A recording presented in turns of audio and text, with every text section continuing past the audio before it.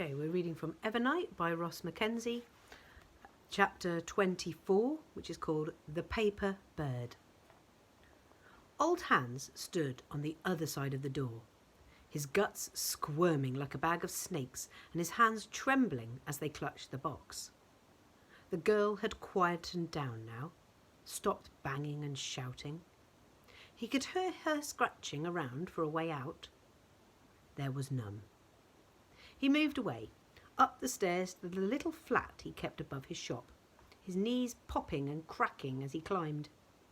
He went to his desk and poured himself a large fire whisky, then another. This helped the trembling a little. Old Hans opened the wooden box and lifted the clockwork bird gently out. He turned it over in his hands, examining every bit of it. It was the finest piece of craftsmanship he'd ever seen. Clockwork horses were common enough in the Silver Kingdom, of course, but a clockwork bird? He'd never heard of such a thing. In places, the metal was so thin that you could almost see through it. It was, indeed, worth a fortune. He wondered for a second what might happen if he decided to sell it, to ignore the wishes of the gentleman who had come to his shop a few days before.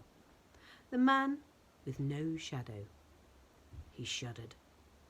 If he did sell the bird, he suspected that he would not live long enough to spend even a few coins of his new wealth. No, he would do as he had been asked to do.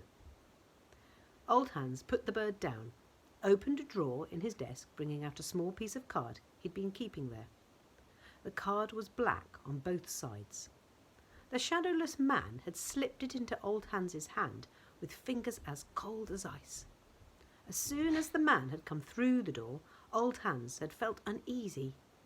There had been something about the way he moved, about the way he carried himself, that made Old Hans think that under the surface, under the calm exterior and the black clothes, there was something else, something old and dark and very dangerous.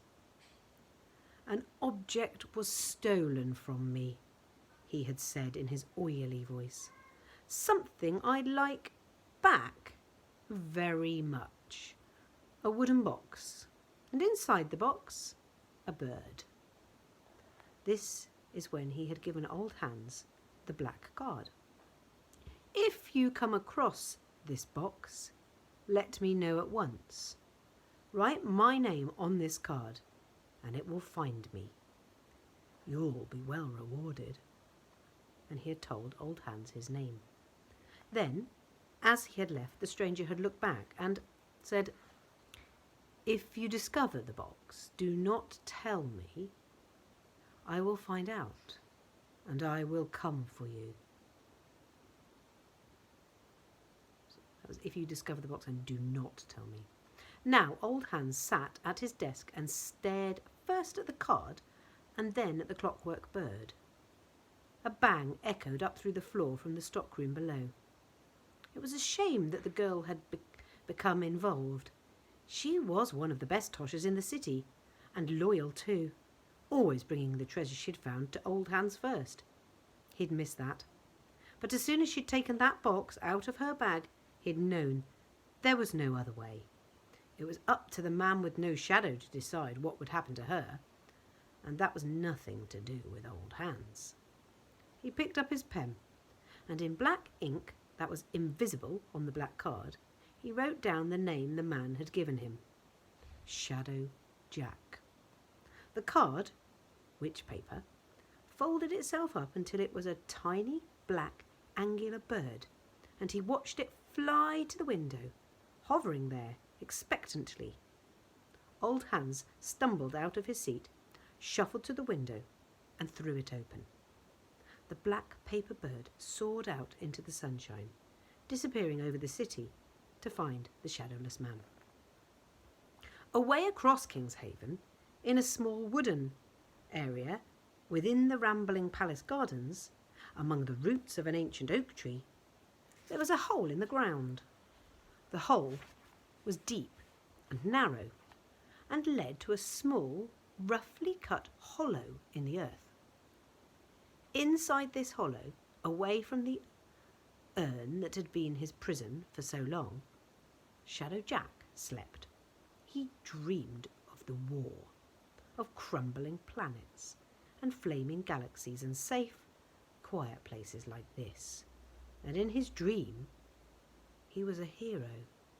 The gods rewarded him with his own worlds, with freedom.